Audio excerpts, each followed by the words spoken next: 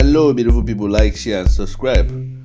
So, President Bola Tinubu has come out with more motivational talk because that's how I see it.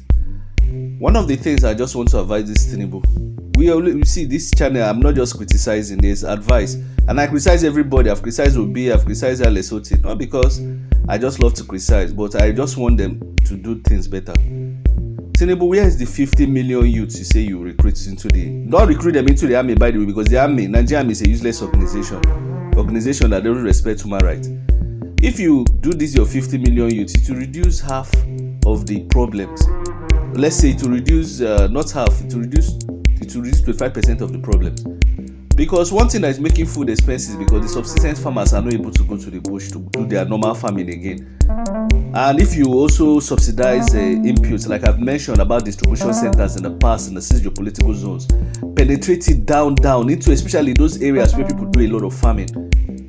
You understand? Use apps. All these Lagos boys are doing use apps to register these people. If you do these things and maybe put more agricultural extension workers, look for this IIT and partner with them, let them have input in these things. If you do these things, food prices will drop, and if you solve food prices, you'll solve 50% of human beings' problem or Nigerian problem. They will start talking about electricity. We're not even talking about how you want to do wind vane, bring wind turbines and solar. Those things can be done overnight, but you're not doing anything.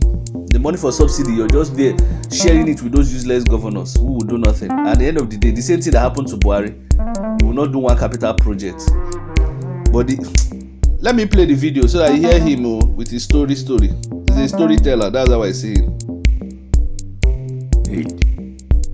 I say to you here and now that as we celebrate the enshrinement of our political democracy, let us commit ourselves to the fulfillment of equally important counterpart, the realization of our economic democracy.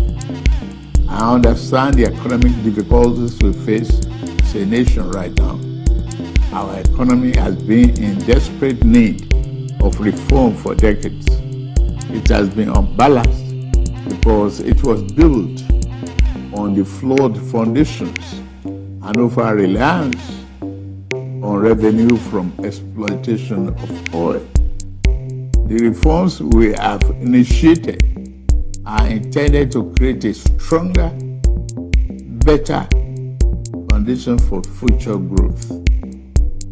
There is no